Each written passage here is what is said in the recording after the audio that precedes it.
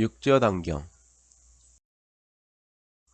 제2장 반야의 지혜를 말하다. 다음날 유사군이 강의를 더 청하니 대사께서는 법좌에 올라 대중들에게 말씀하시기를 모두들 마음을 깨끗이 하고 마하반야 바라밀다를 생각하십시오. 다시 말씀하시기를 선지식들이여, 깨달음인 반야의 지혜는 세상 사람들은 본래 저마다 갖추고 있지만 단지 마음이 미혹되었기 때문에 스스로 깨우치지 못하는 것입니다. 모름지기 대선지식의 가르침에 따라 자성을 보아야 합니다. 어리석은 자와 지혜로운 자의 불성에는 본래 차별이 없음을 마땅히 알아야 합니다. 단지 미혹됨과 깨달음이 같지 않기 때문에 어리석음이 있고 지혜로움이 있는 것입니다. 반야의 지혜는 일반적으로 알고 있는 지혜가 아니라 깨달음의 지혜로서 나의 본래 모습을 보게 하는 지혜요, 우주 만물의 근본 이치를 꿰뚫어보는 근원적 지혜를 말합니다. 밖에서 일어나는 모든 물질적 현상뿐만 아니라 안에서 생겨나는 갖가지 생각은 본래 실체가 없는 공한 존재임을 알아 그 무엇에도 걸림이 없이 자유로운 것이 반야입니다. 이처럼 반야란 일체의 모든 것은 실체가 없으니 그 무엇에 얽매임이나 걸림이 없는 것을 말합니다. 이와 같은 반야의 지혜는 세상 사람 누구나 갖추고 있지만 밖으로는 헛된 상에 머물고 안으로는 망념된 생각에 빠져서 스스로 미혹되었기 때문에 깨우치지 못하는 것입니다. 그러므로 반야의 지혜란 자신의 본래 성품, 즉 자성을 보는 것이요, 우주 만물의 참모습을 보는 것이라 할 수 있습니다. 어리석은 자와 지혜로운 자 모두 반야의 지혜를 갖추고 있다는 것은 세상 사람 누구나 반야의 지혜를 지니고 있지만 미혹되었기 때문에 보지 못한다는 것입니다. 한 생각 깨우치면 부처요, 한 생각 미혹되면 중생이니 중생도 부처도 본래 없다는 것입니다. 청정한 마음으로 자기 본래 모습을 보게 되면 자신이 곧 부처라는 것을 깨닫게 된다는 것입니다. 제가 이제 마하반야 바라밀법을 설하여 그대들로 하여금 각자 지혜를 얻도록 하겠으니 모두들 지극한 마음으로 들으십시오. 지극한 마음으로 들으라고 하였는데 그러면 무엇이 지극한 마음인가요? 해능은 객점에서 한 손님이 머문 바 없는 그 마음을 내어라는 경전에 있는 한 말씀을 듣고서 마음이 환히 열려서 홍인대사를 만나기 위해 신지우에서 동선사까지 2000리길, 즉 800km가 넘는 먼 거리를 30여일 동안 쉬지 않고 단숨에 왔다는 것은 깨달음에 대한 목마름과 홍인대사를 만난다는 기대감이 얼마나 컸는지 알 수가 있습니다. 또한 해닝이 허리에 돌을 매달고 방아를 찢는 것을 보시고는 홍인대사는 말씀하시기를 도를 구하는 자는 법을 위하여 몸을 잇는 것은 마땅히 이와 같아야 한다고 말씀하셨습니다. 그러므로 얻고자 하는 마음이 지극한 자는 얻을 것이요 깨닫고자 하는 자는 마음이 지극하여야 깨달음에 이를 수가 있다는 것입니다. 내가 그대들을 위하여 설하겠습니다. 선지식들이여, 세상 사람들은 종일토록 입으로는 반야를 외우지만 자기의 본성인 반야는 알지 못합니다. 이는 음식을 먹어도 배가 부르지 않는 것과 같습니다. 입으로만 공을 말한다면 만겁이 지나도록 자성을 보지 못하니 끝내 아무런 이익이 없을 것입니다. 자기의 본성인 반야를 보라는 것은 자기의 본래 모습을 보라는 것입니다. 여기서 왜 입으로만 공을 말하는 것을 비판할까요? 반야의 지혜는 몸과 마음으로 행해야 하지 입으로 외우는 것이 아니기 때문입니다. 입으로 외우기만 한다면 공허하고 허망함만 쌓이니 이는 아무리 먹어도 배가 부르지 않는 것과 같으니 만겁이 지나도 아무런 이익이 없다는 것입니다. 수천 번 사경을 하고 암송을 하여도 그 의미를 알지 못하면 눈먼 장님이 코끼리를 만져도 알 수 없는 것과 같은 것입니다. 그러므로 입으로만 외우고 몸과 마음으로 행하지 않으면 만겁이 지나도록 반야의 지혜를 깨우치지 못하게 되니 결국 아무런 이익이 없다는 것입니다. 선지식들이여, 마하바냐 바라밀은 범어로 이 말은 큰 지혜로 피안에 이르렀단 말입니다. 이것은 모름지기 마음으로 행해야 하지 입으로 외우는 것이 아닙니다.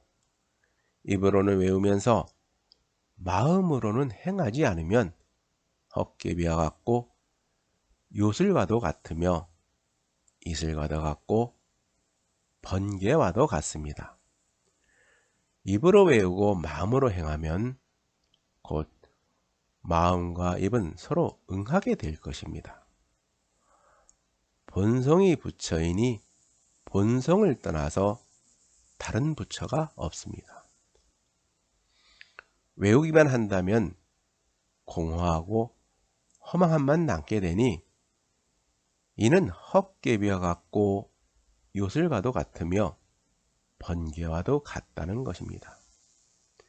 이것은 경전 속에 진리가 있는 것이 아니라 그 경전 속의 진리를 몸과 마음으로 행하는 것에 참된 진리가 있다는 것입니다.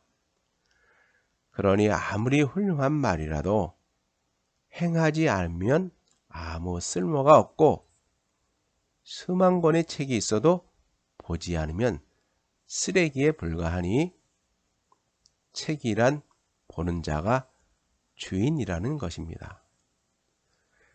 자기 본성이 부처이니 본성을 떠나서 다른 부처가 없다는 것은 자기 자신이 곧 부처이니 자기 마음속에 있는 부처를 보고 자신이 부처인 것을 알아 부처처럼 행하라는 것입니다. 무엇을 일러 마하라고 할까요? 마하는 크다라는 뜻입니다. 마음의 크기는 광대하여 허공과도 같아서 끝나는 것도 없고 또한 모나거나 둥글거나 크거나 작지도 않고 또한 푸르거나 누르거나 붉거나 희지도 않으며 또한 위도 아래도 긴 것도 짧은 것도 없으며 또한 성냄도 없고 기쁨도 없고 오름도 없고 그릇됨도 없으며 선함도 없고 악함도 없으며 머리도 꼬리도 없습니다. 모든 불국토가 전부 허공과 같듯이 세상 사람들의 묘한 성품도 본래는 텅 비어 있어서 가히 하나의 법도 얻을 수가 없습니다. 자성도 참으로 텅 비어 있는 것이 역시 이와 같습니다. 마하는 비교할 대상이 없는 절대적으로 큰 것을 말합니다. 모든 것을 아우르는 우주는 비교할 대상이 없어 절대적으로 큰 것이니 이를 마하라고 할 수가 있으며, 이러한 우주의 본래 모습을 아는 것을 바냐라 할 수가 있습니다. 이처럼 마하는 비교할 대상이 없이 커서 허공에 비유하였고, 자성 또한 텅 빈 것이 허공과 같다는 것입니다. 허공은 텅 비어 있으나 우주 만물을 머금고 있듯이 자성 또한 텅 비어 있으나 만법은 자성에서 비롯되는 것입니다. 우리의 마음은 얼마나 클까요? 사람의 마음이란 그 끝을 알 수 없는 광활한 우주를 담을 수도 있으며, 또한 우주의 지나온 과거와 먼 미래의 모습까지도 담아낼 수 있으나, 한편으로는 흙먼지 속에서 뒹구는 개미 한 마리조차 담을 수 없는 것이 사람의 마음입니다. 이처럼 사람의 마음이란 태산보다 무겁지만 티끌보다도 가벼우며 온 우주를 담아낼 수 있지만 개미 한 마리조차 품을 수가 없으며, 심연처럼 깊고도 고요하지만 계곡에 흐르는 물처럼 요란스러운 것이 또한 사람의 마음입니다. 이와 같은 마음이란 채우면 채울수록 작아지고 비우면 비울수록 커지는 것이 사람의 마음이라는 것입니다. 장자의 추수편에서 발이 하나밖에 없는 기라는 짐승은 발이 많은 노래기를 부러워하고, 노래기는 발 없어도 움직이는 뱀을 부러워하고, 뱀은 의지하는 데 없이 움직이는 바람을 부러워하고, 바람은 움직이지 않고 가는 눈을 부러워하고, 눈은 가지 않아도 아는 마음을 부러워한다. 이처럼 마음은 가지 않아도 우주 만물을 꿰뚫어 볼 수가 있다는 것입니다. 그래서 노자는 문 밖을 나가지 않아도 천하를 알 수가 있고, 창밖을 내다보지 않아도 하늘의 도를 알 수가 있다고 했습니다. 선지식들이여, 내가 공에 대해 설하는 것을 듣고서 곧 다시 공에 집착해서는 안 됩니다. 제일 하지 말아야 할 것은 공에 대한 집착입니다. 만약 마음을 비우고 고요히 앉아 있기만 한다면 곧 무기공에 빠지게 됩니다. 무기공이란 선과 악, 발음과 걸음 등 어떠한 분별 의식도 없어서 아무런 생각 없이 텅 비어 있는 것을 말합니다.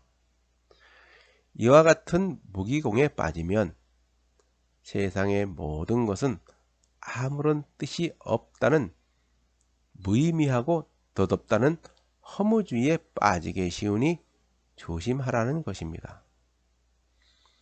그러면 공이란 무엇일까요? 반야신경에서 공이란 아무것도 없이 텅 빈 것이 아니라 알 수 없는 그 무엇인가로 가득 찬 것이니 우주 만물은 그곳에서 생겨나오니 그와 같은 공은 살아있는 공, 즉 활공이라는 것입니다. 선지식들이여, 세계의 허공은 능히 만물의 형체와 형상을 품고 있으니 해와 달, 모든 별, 산과 강, 대지, 샘물과 산골짜기의 시내, 초목과 커다란 숲, 선인과 악인, 악법과 선법, 천당과 지옥, 모든 바다와 수미산 등은 모두 허공 속에 있는 것입니다. 세상 사람들 자성도 텅 빈 것이 또한 이와 같습니다. 허공은 우주 만물을 품고 있듯이 만법은 자성에서 생겨나온다는 것입니다. 이것을 현대 과학의 관점으로 어떻게 해석해야 할까요? 우리가 살고 있는 우주는 언제 어떻게 생겨났으며 무엇으로 이루어져 있으며 무엇에 의해 지배받고 있는가? 반면에 우리의 생각과 감정, 의식, 그리고 신비의 대상인 마음을 지배하는 정신이란 무엇이며 그것은 어떻게 생겨나는가? 또한 정신의 실체는 무엇이며 그것은 어떻게 생겨나는가? 세계적인 물리학자 미치오 카쿠는 마음의 미래에서 자연에 존재하는 가장 미스터리한 두 가지를 꼽으려고 한다면 나는 주저없이 우주와 인간의 정신을 꼽을 것이다 라고 말하였습니다. 또한 유명한 뇌과학자 디크 스왑은 우리는 우리 뇌다 에서 금색이 들어와 적어도 두 개의 학문적 물음이 초미의 관심을 끌고 있다. 그것은 우주는 어떻게 생성되었는가와 우리의 뇌는 어떻게 기능하는가라는 물음이 바로 그것이다 라고 하였습니다. 그들은 왜 광활한 우주와 기껏해야 1.4kg 밖에 나가지 않는 인간의 뇌를 두고서 이와 같은 말을 하였을까요? 우주는 방대한 규모의 바깥 세상으로 태양과 행성들, 수많은 별들의 탄생과 죽음, 서로 충돌하는 은하, 블랙홀 등 거시적 규모의 온갖 물리적 현상들이 끊임없이 일어나고 있습니다. 반면에 우리의 뇌 속에서 생겨나는 정신세계는 내면의 세계로 수많은 생각과 다양한 감정들, 의식 등 지극히 개인적이고 사사로운 일들이 수시로 일어났다 사라집니다. 어떤 면에서 보면 거시적 규모의 바깥 대성인 우주와 아주 작은 규모의 내면 세계인 정신은 완전 반대인 것 같습니다. 그러나 이 둘은 자세히 살펴보면 놀라울 정도로 공통점이 많다는 것을 알게 됩니다. 먼 옛날부터 수많은 별과 은하로 가득 찬 우주와 경이로움과 불가사의함으로 가득 찬 우리의 뇌는 알 수 없는 신비의 대상이었습니다. 지구와 태양뿐만 아니라 밤하늘에 빛나는 수많은 별과 은하를 아우르는 우주는 알 수 없는 경이로움 그 자체이지만 인간의 뇌도 신비로움과 불가사의함으로 가득 찬 존재이기 때문입니다. 1.4kg 밖에 나가지 않는 뇌에서 수많은 생각과 다양한 감정, 의식뿐만 아니라 우리의 모든 행위가 비롯됩니다. 세상의 모든 것은 이와 같은 작은 뇌에서 비롯됩니다. 그러므로 뇌는 우리의 모든 것이자 세상의 모든 것입니다. 뇌과학자 디크 스왑은 나는 시신을 부검해서 누군가의 뇌를 손에 들 때면 항상 경외감을 느끼게 된다. 나는 그 순간에 누군가의 일생을 손에 들고 있다는 것을 깨닫게 된다. 라고 말했습니다. 그렇다면 우리의 삶의 무게는 1.4kg 밖에 나가지 않는다는 것인가요? 선지식들이여, 자성은 능히 만법을 머금고 있으니 이를 크다라고 하며, 만법은 모든 사람들의 자성 속에 있는 것입니다. 만약 모든 사람들이 선이나 악을 대할 때 그 모두를 취하지 않고 버리지도 않으며 또한 그것에 물들거나 집착하지 않으면 마음은 텅 빈 허공과 같으니 이를 이름하여 크다라고 하며 마하라고 합니다.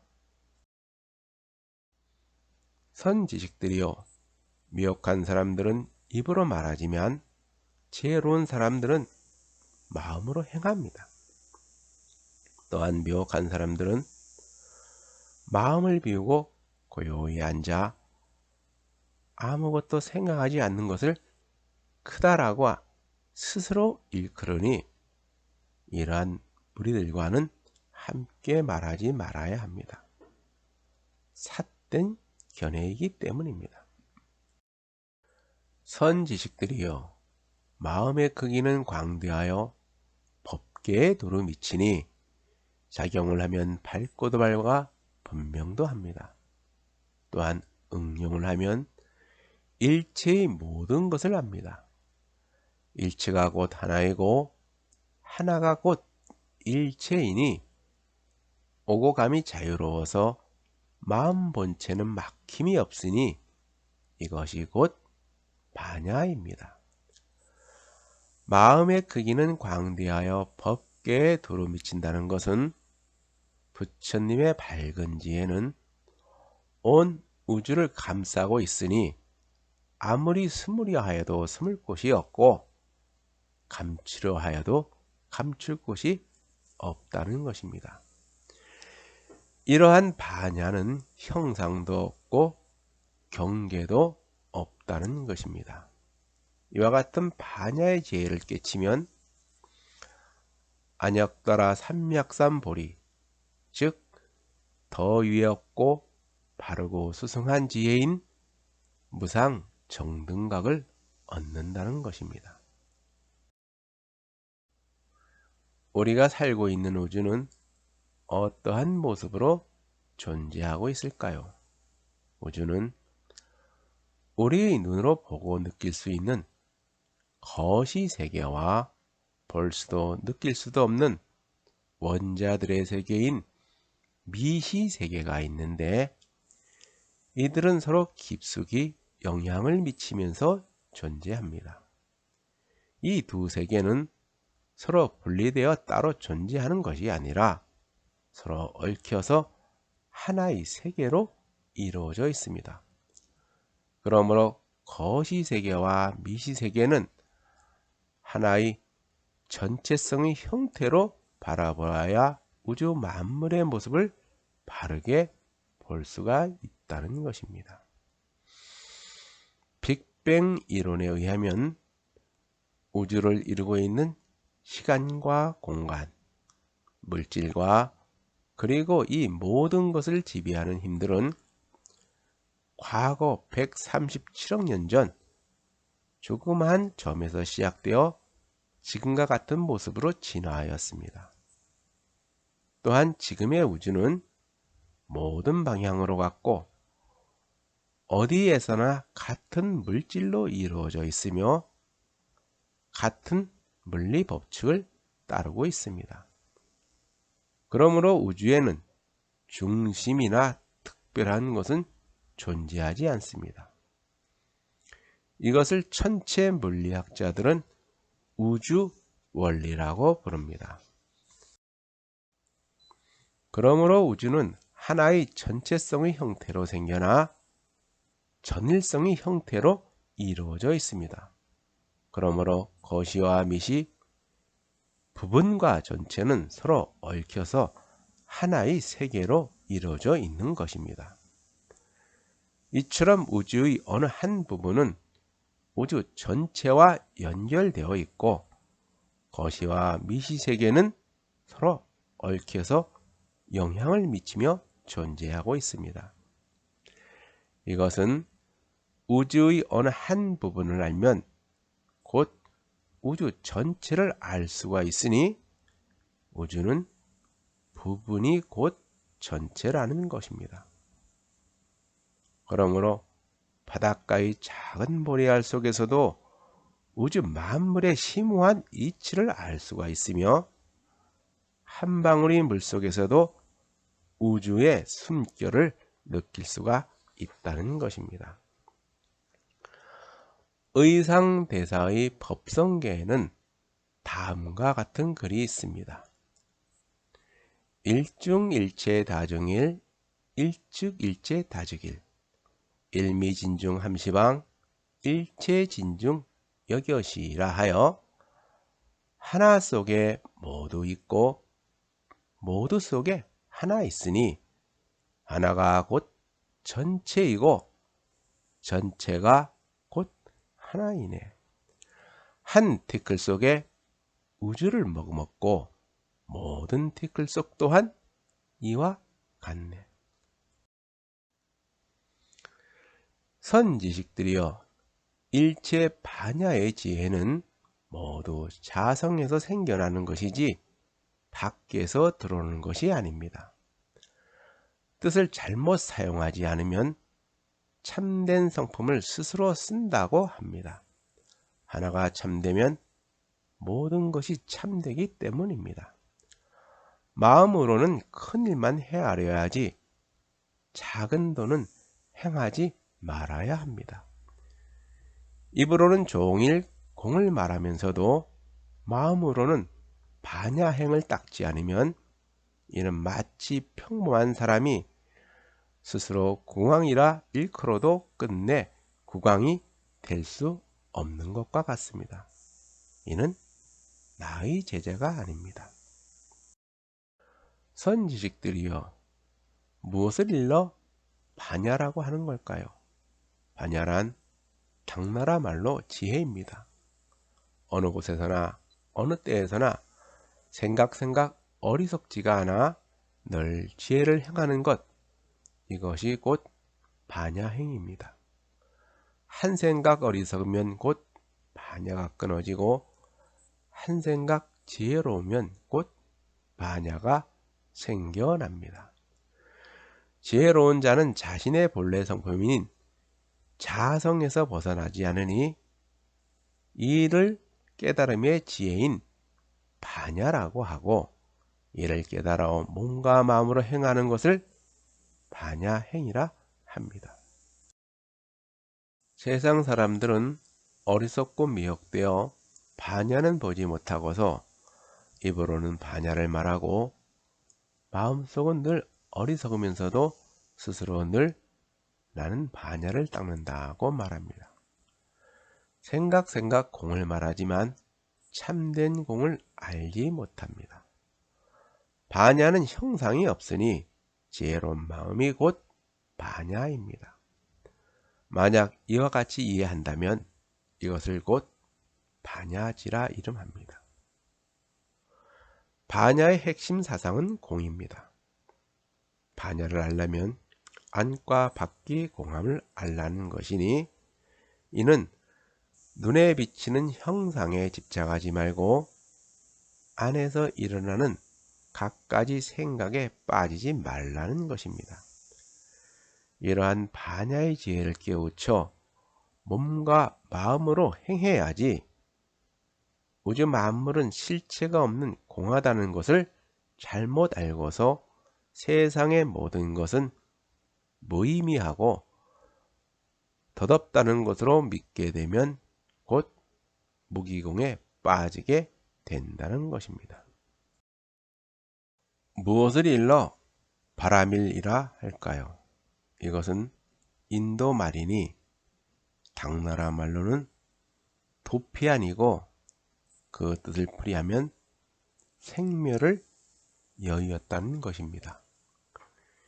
경계에 집착하면 생멸이 일어나니 물에 물결이 일어나는 것과 같은데 이것을 일러 곧 차안이라 합니다.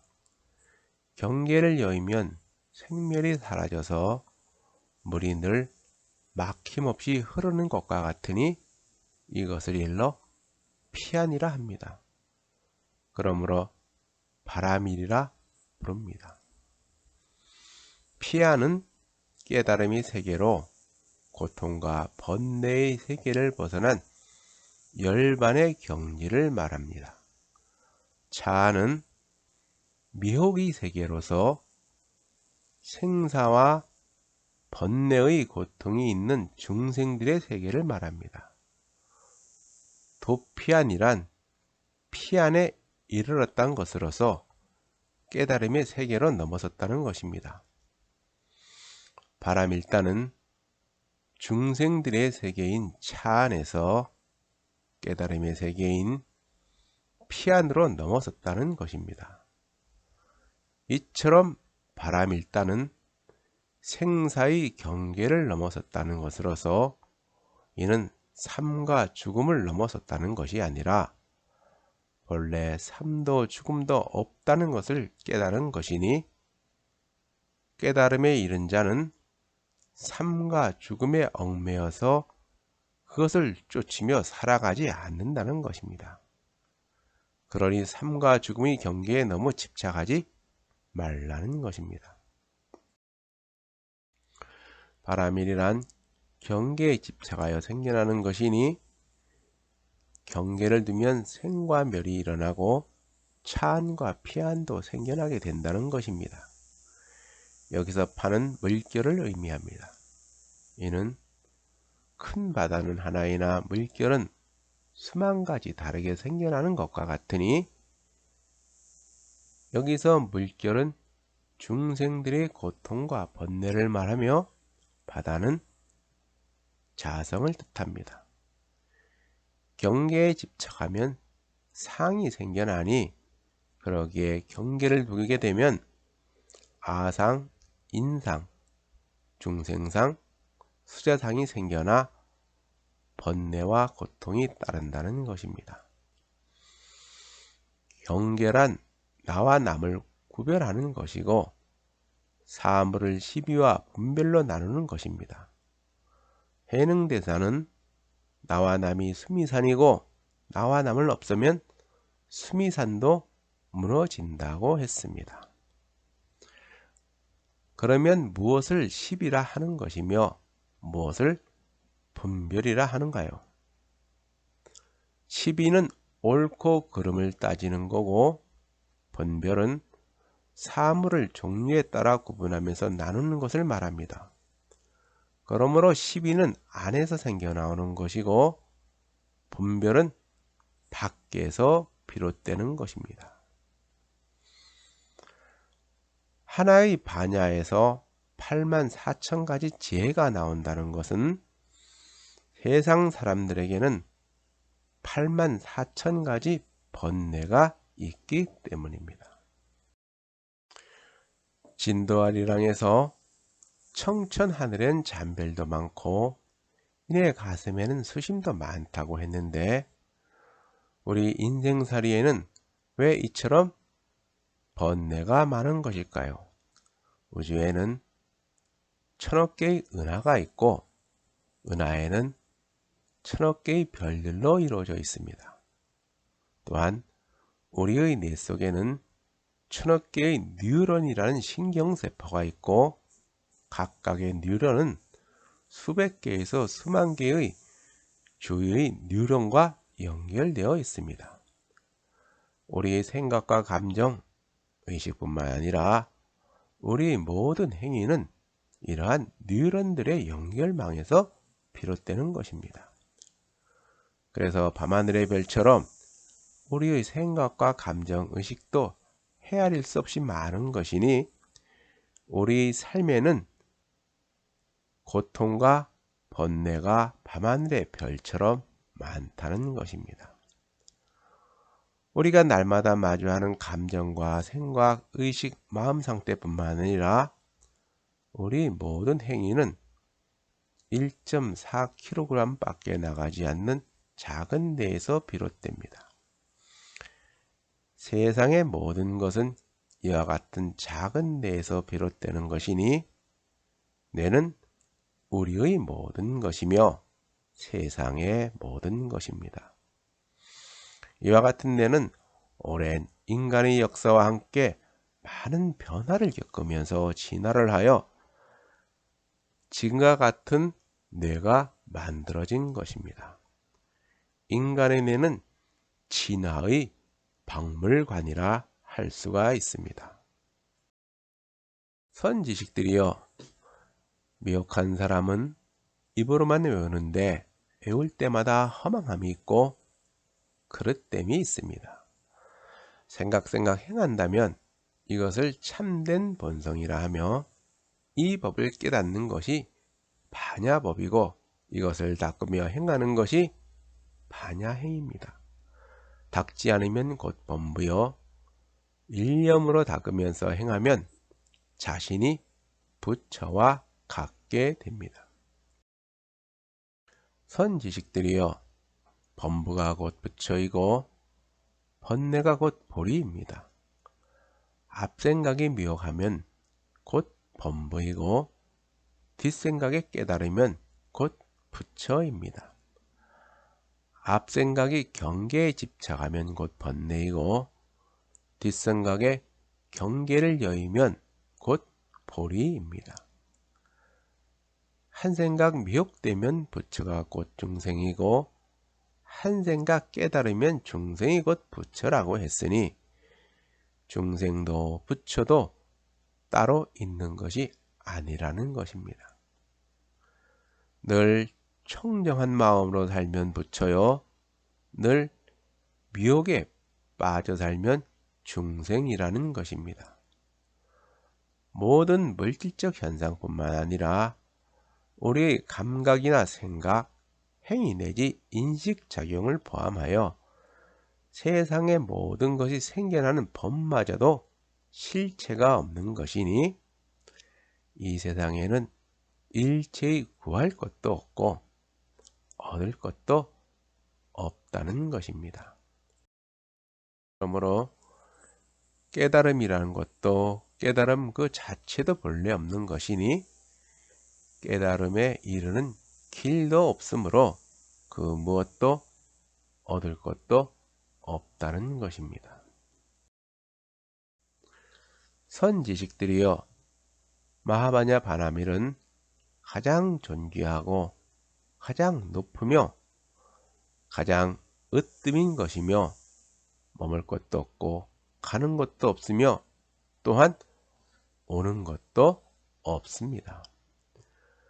과거, 현재, 미래의 모든 부처님들은 모두 이 가운데서 나왔으니 마땅히 큰 지혜를 써서 온과 번뇌 망상을 부셔버려야 합니다.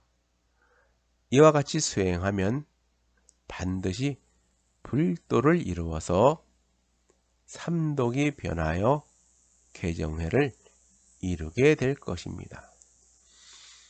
이처럼 과거, 현재, 미래의 모든 부처님도 바냐바라밀다를 의지하여 최상의 깨달음인 안욕따라 삼력삼보리, 즉 무상 정등각을 깨우쳤다는 것입니다. 그러면 번뇌망상은 어디에서 오는가요? 오는 색수상 행식으로 모든 물질적 현상과 감각, 생각, 행위, 인식을 말하는 것으로서 번뇌망상은 그것으로 인하여 생겨나는 것이니 이 모든 것은 허망한 상이므로 상을 보되 상에 머물지 말아야 하고 생각을 하되 생각에 빠지지 말라는 것입니다. 반야란 일체의 모든 것은 공함을 알아 우리가 날마다 마주하는 모든 물질적 현상은 공한 상이요 안에서 생겨나는 수많은 생각은 허망한 것임을 알아 안과 밖이 공함을 아는 것을 반야라고 합니다. 번뇌망상도 허망한 상이니 반야의 지혜로 이를 부셔버려야 한다는 것입니다. 선지식들이여 나의 법문은 하나의 반야로부터 84,000가지 지혜를 생겨나게 합니다. 번뇌가 곧 보리이니 84,000가지 번뇌가 있기 때문에 84,000가지 지혜가 있다는 것입니다. 어떠한 까닭이냐면 세상 사람들에게는 84,000가지 번뇌가 있기 때문입니다. 번뇌가 없으면 지혜가 늘 나타나니 자성에서 벗어나지를 않습니다. 이 법을 깨닫는 자는 생각할 것도 없고 기억할 것도 없으며 집착할 것도 없어서 거짓이나 망령됨이 일어나지 않습니다. 자신의 진여의 성품을 사용하여 지혜를 밝게 비추어서 일체의 법을 취하지도 않고 버리지도 않으니 곧 자성을 보게 되어 불도를 이루게 될 것입니다. 진여란 우주 만물의 실체 그대로의 참모습을 말하며 또한 일체의 모든 시비를 떠난 참되고 한결같은 마음을 말합니다.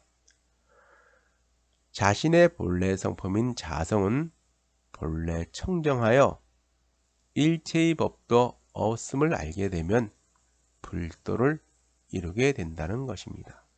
이는 자기 안에 부처를 보라는 것입니다.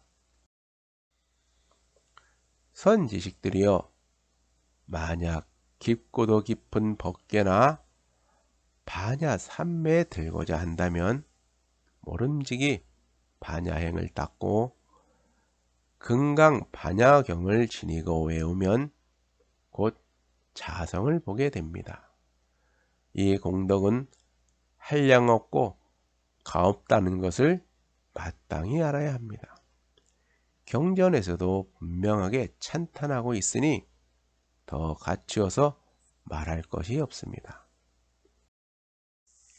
이 법문은 최상승이어서 큰 지혜를 지닌 자를 위하여 설한 것이고 상근기를 지닌 자를 위하여 설한 것입니다. 작은 근기나 작은 지혜를 지닌 자가 들으면 마음에서 믿음이 생겨나지 않을 것입니다. 어떠한 까닭이냐면 큰 용이 세상에 비를 내리면 성과 읍의 집들이 떠내려가는 것은 마치 대추나무 잎이 물결에 떠내려가는 것과 같지만 큰 바다는 비가 내려도 늘어나지도 않고 줄어들지도 않는 것과 같습니다. 연부제란 수미산을 중심으로 인간 세계를 동서남북 4주로 나눈 가운데 남쪽에 있는 주, 즉 인도와 한국은 모두 여기에 속한다고 합니다. 그래서 남섬부주라고 합니다. 작은 근기를 지닌 자는 수행도 부족하고 믿음도 약하여 비가 조금만 내려도 뿌리가 뽑히거나 작은 바람에도 흔들리는 나무 같아서 그릇된 상에 빠지거나 헛된 망상에 물들기 쉽다는 것입니다. 만약 대승인이나 최상승인이 금강경을 설하는 것을 듣는다면 마음이 열려서 깨달음을 이해하게 될 것입니다. 그러므로 알아야 합니다. 본래의 성품에는 반야의 지혜가 있어서 스스로 지혜를 사용하여 늘 밝게 비추어 볼 뿐이지 문자에 의지하지 않기에 이는 빗물은 하늘로부터 내려오는 것이 아니라 원래 용이 일으켜서 모든 중생과 모든 초목, 유정물과 무정물 모두를 흠뻑 적시고 수많은 시내와 강은 흐름에 따라 큰 바다로 들어가 한 몸이 되는 것과 같습니다. 중생들의 본성인 반야의 지혜도 역시 이와 같습니다. 대승인이나 최상승인은 깨달음의 지혜가 깊어 큰 바람에도 흔들리지 않다는 것입니다. 선지식들이요, 작은 근기를 지닌 이들이 이 돈교를 듣는 것은 뿌리가 약한 초목이 마치 큰 비를 만나면 모두 쓰러져서 자라나지 못하는 것과 같습니다. 작은 근기를 지는 이들도 역시 원래 반야의 지혜를 갖추고 있어서 큰 지혜를 가지고 있는 사람들과 다를 바가 없는데 무엇 때문에 법문을 듣고서 스스로 깨우치지 못하는 것일까요? 모든 중생들은 본래 불성을 지니고 있으나 깨우침의 차이가 나는 것은 무엇 때문인가요? 이는 미혹함과 깨우침이 같지 않기 때문이라는 것입니다. 그러나 깨달음에는 돈과 점이란 없으나 단지 예리함과 더딤이 있기 때문에 돈과 점이 생겨나게 된 것입니다. 삿된 견해의 장애는 무겁고 번뇌의 뿌리는 깊기 때문입니다. 이는 큰 구름이 해를 뒤덮어서 바람이 불지 않으면 햇빛이 나타나지 않는 것과 같습니다. 중생들의 번뇌는 심연보다 깊으며 고통은 태산보다 무거운 것이니 참다운 보살이란 이와 같은 중생들의 번뇌와 고통을 자기 것으로 받아들이고 그와 함께하는 자는 참된 보살이라 이릅니다.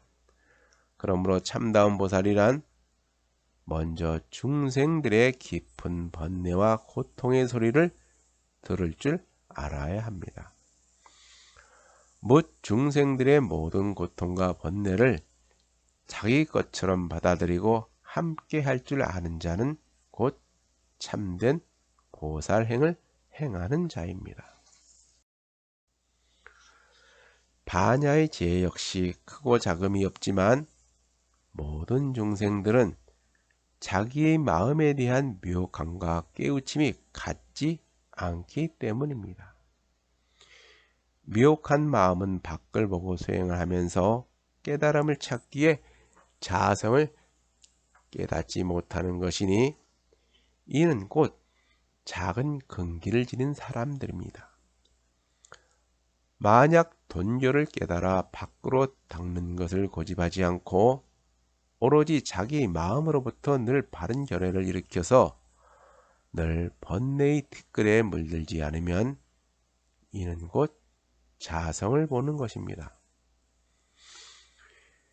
견성성불, 즉 자성을 보고 자기 안에 부처를 찾으라는 것입니다. 그래야 깨달음에 이를 수가 있으며 자기 안에 부처를 만나게 된다는 것입니다.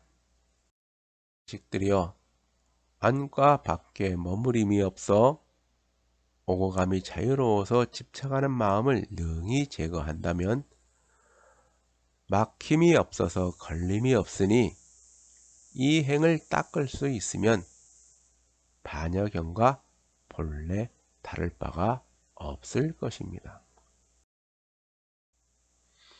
선지식들이여 모든 경전과 모든 문자로 된 대승과 소승 12부경 모두는 사람으로 인하여 만들어졌고 지혜의 성품으로 인하여 두루 세워질 수 있었던 것입니다.